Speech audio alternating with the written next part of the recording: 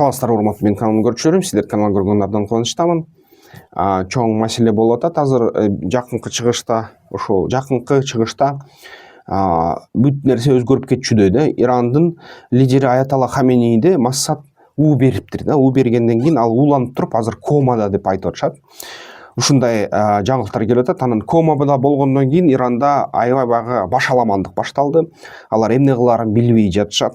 Кандай чечим кылаарын, каяка бараарын түшүнө албай атышат.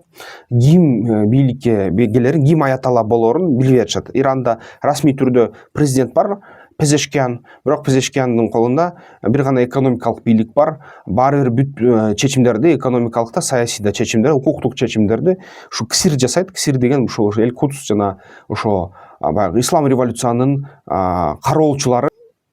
Өзү Аятолла уулумду бийликке келтирем деген ниети бар болчу экен, бирок Иран эли шахтан кийин негизи тукум кууган бийликке аябай каршы карайт экен. Анын ичинде дагы ошол Эль-Кудстагы күчтөрү, Ирандын өзүнүн баягы бүгүнкү бийликте турган ислам революция ошо кароолчулары ага каршы карап, ага мындай түз мамиле кылбайт экен ошо тукум куучулукка. Бирок ошентсе дагы азыр айтылып атат, ошо Аятолла өзүнүн баласын даярдап жаткан дейт. Баласы өтө радикалдуу адам дейт. Эгерде ал келсе, огой бетер согуш күчөп кетиши ыктымал дейт. Бирок ал келишин азыр күндөн күнгө күтүп атышат, жакында чыгышы мүмкүн. Маалымат келди деп, бийликке шайланды деп.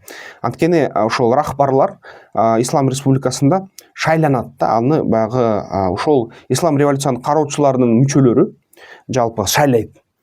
Эми болсо армия болсо азыр бүгүнкү күнү ошол КСИР деп коелу, кыскача же Эль-Кудс деп коелу. Кудстун ошол карамагынын астында жана бүт бийлик Кудстун колунда да. Анан булар түшүнүп атат, эгерде ошол Израиль менен ушундай тирешүү болсо, азыр жаңы башчыны койсок, анда ушул жаңы башчыны дагы Израиль кандайдыр бир бала кылат го деп ойлоп атышат да.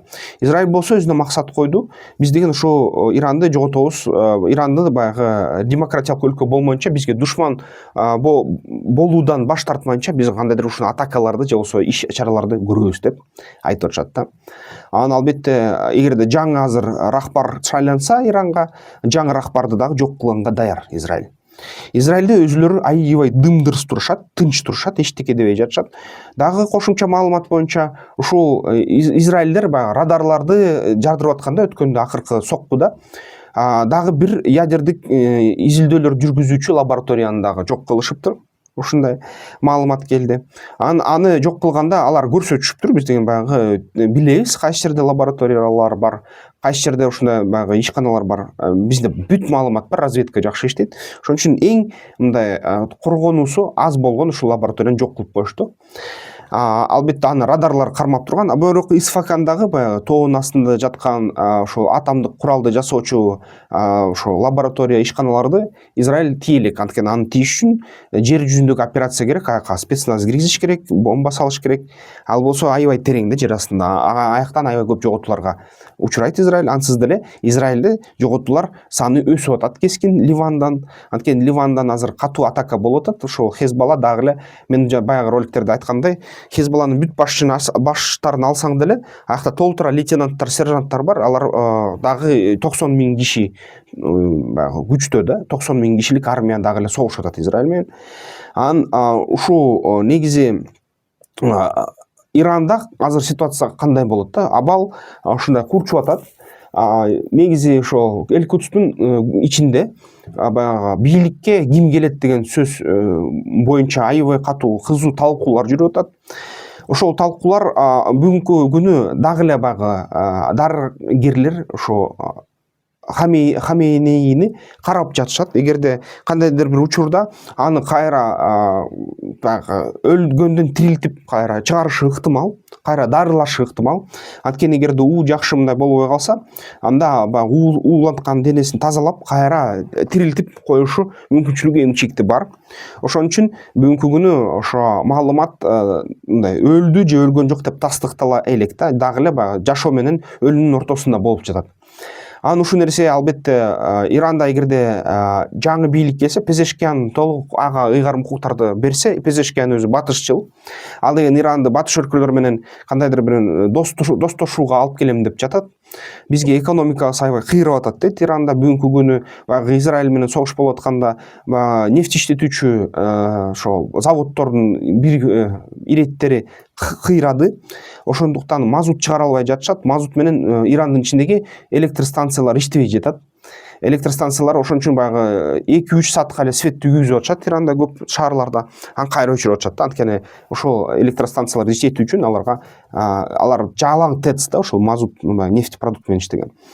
Анан ошол экономиканы жөнгө салыш керек. Батыш өлкөлөр менен баягы урушпай байышыбыз керек. Байышып туруп бутка туруш керек. Мындай гүлдөгөн мамлекет болуш керек. Согуштан баш тартышыбыз керек деп Пезешкиян айтып атат. Бирок Пезешкияндын колунда нак бийлик жок. Пезешкиянды тыйып коюп атышат Келкутс. Анан рахбар эмне десе ошону кылабыз, рахбарды шайлайбыз деп эле айтып коюп атышат да бүгүнкү күнү. Анан расмий баягы Ирандын ичинде дагы мындай кээ бир райондордо акырындап элдер көтөрүлүшкөнгө аракет кылып атышат. Бирок эмгичекти күтүп атышат да, ошол жаңылык жерде чыкса көтөрүлүш болуп кетиши да ыктымал кээ бир райондордо. Ошол көтөрүлүшкө албетте Элкутс алдын ала аябай катуу чараларды көрүп атат.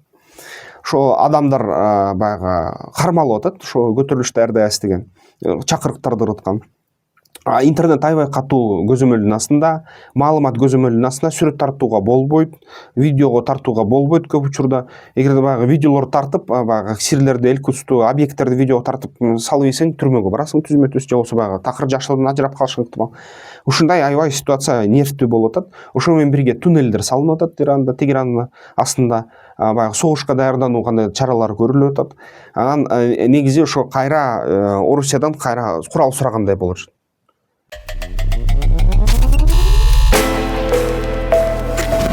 Майда чакан бизнес жасаш үчүн бизнес пландоону үйрөнүш керек алгачкы. Ошондо базалык курсту мен иштеп чыктым. Ошол QR код менен же болбосо шилтеме менен видео сүрөттөмөсүндөгү ошо киргиле, 2-3 күнүн ичинде кат келет, катты алып койсоңор. Анан инструкция келет эмне кылышты. Ошо курстан өтүп, аны өзүңөр да консалтинг кылып башкаларга бизнес план жазып берсеңер болот. Өзүңөр үйрөнүп алып бизнес план жазууну, өзүңөргө бизнес план жазсаңар болот, инвесторлор менен сүйлөшкөнгө жакшы. Анан ишкерчиликти алып кеткенге бул алгачкы кадам. Ошол кадамды жасагыла. Албетте ушул тема боюнча комментарийлериңер болсо, ой пикирлериңер болсо, жазгыла, эмне деп ойлойсуңар, кандай деп ойлойсуңар. Эмки видеолорду көрүшкөнчө.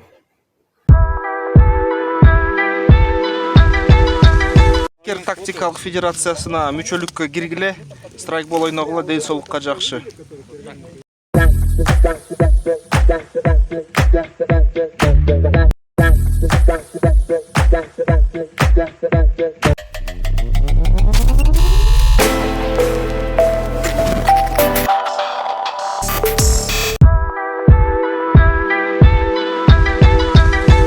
Тактикалык федерациясына мүчөлүккө киргиле, страйкбол ойногула, ден соолукка жакшы.